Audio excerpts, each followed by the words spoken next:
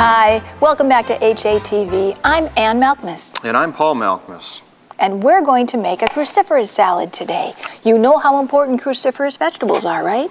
Yes, we do. In fact, there's some synergistic effects between certain cruciferous vegetables. So if you can eat 2 or more together, you're doing very well. Today we're going to create one salad that has 2 cruciferous vegetables in them. And that would be broccoli and cauliflower. Would be the 2 cruciferous vegetables. Yeah, and it's so easy to make. That's what I was going to say. This is such an easy salad to make. It's wonderful. And really all we're doing is we're starting with 2 cups of broccoli. And you know, the florets, they usually come with the stalks like this. And we really enjoy it to where we cut the stalks off and we just have it to where it's the florets by themselves. Now, we don't throw these away. We just take these and we put them in our juice or our blended salad. So we never get rid of these, but we really like this salad when it's a little finer. But if you like it, if you prefer it with the big chunks in there, by all means, just don't go through this process. And of course, this is just a foundational recipe, and as we show you the ingredients, if there are any that you prefer to perhaps replace, no problem.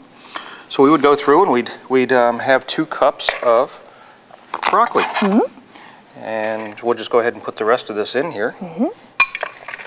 There we go. Now we have some cauliflower to add to that. 2 cups of cauliflower. That looks good already. It does. And 2 chopped green onions is what the recipe calls for. If you don't like onion, skip it completely. If you do like onion, double it, triple it, whatever you're comfortable with. Yep. So we put the onions in there. And what do we have there? 1 stalk of chopped celery. Celery. Celery. And kind of a fun one here are water chestnuts. Now you can buy water chestnuts when they're in a whole form, sliced form, or in this case a chopped or diced form. But even in a diced form, they're a little bit big. So we'll just go through and we'll just make them a little smaller.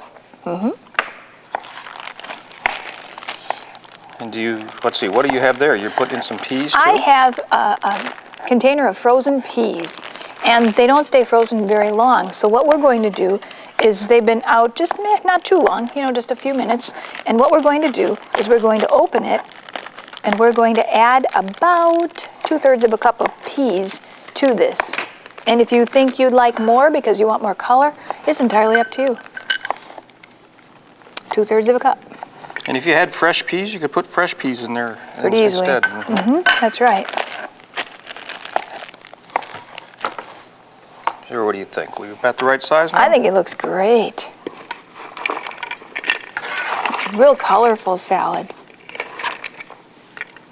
People think salads are just green, leafy romaine lettuce and tomatoes. It doesn't have to be that way at all. No, not at all. Look how pretty this is. Most people, when they think they're going on a healthy diet or a living foods diet, raw diet, that all they're going to eat is just traditional salads. But you know, we've made some wonderful foods here on HATV that show that it can be just raw foods, but they're fun. And the combinations of them are so much fun. I think a lot of times when we're trying to live a healthy lifestyle and we're eating just salads, we get bored. And it makes us go find things that we may not want to eat otherwise. I agree. In this case now, we're going to put together the dressing for the salad. And we're going to start with a cup of Vegenaise. Vegenaise, if you don't know what that is it's a healthy mayonnaise, healthier type of mayonnaise, and it's created with grapeseed oil. There are other forms of Vegenaise, but they don't all have grapeseed oil in them. Also, a tablespoon of raw honey for a little sweetness. A little sweetness. In a cup of Vegenaise is quite a bit. Actually, when we make this salad at home, we put in a little bit less of the Vegenaise. That's what we found. Let's see, 1 teaspoon of fresh lemon juice and 1/4 teaspoon of Celtic sea salt. That's your salad dressing. And again, if you choose to do it differently, that's fine. But this is the way that this is in a book called Simple Weekly Meal Plans. Marilyn Polk wrote the book, and it's a wonderful book that's simple recipes that really help people transition to a healthy food diet. That's right. And again, this is up to you. If you would like more for it, if you're one of those people that likes those rich mayonnaise kind of salad, mayonnaise-y, then that would work. If not, reduce this. And you could also just simply put some basil in there or some other spices and change the salad up completely. Herbs, fresh herbs, and this would be great. Yes. Some people have put dill in here and it works well.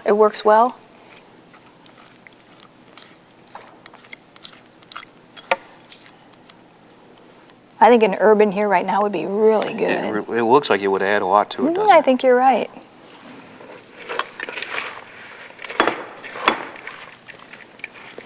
But I believe that when you add the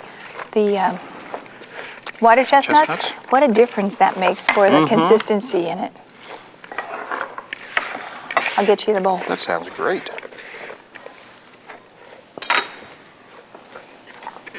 We like to put it in a clean bowl so that when you see the finished product, it's still fresh and everything looks like it's put together well. There you go. Thank you. You're welcome. Look how pretty that is. Pretty simple too, don't you think? So there we have a wonderful cruciferous salad. And it's healthy, and we talked about food synergy a little bit. We did. But by adding certain foods together, sometimes we can enhance the absorption of some of the nutrients.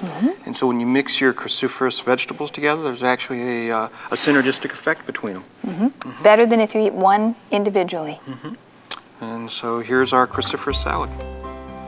This is AM and PM on HATV. We'll see you next time.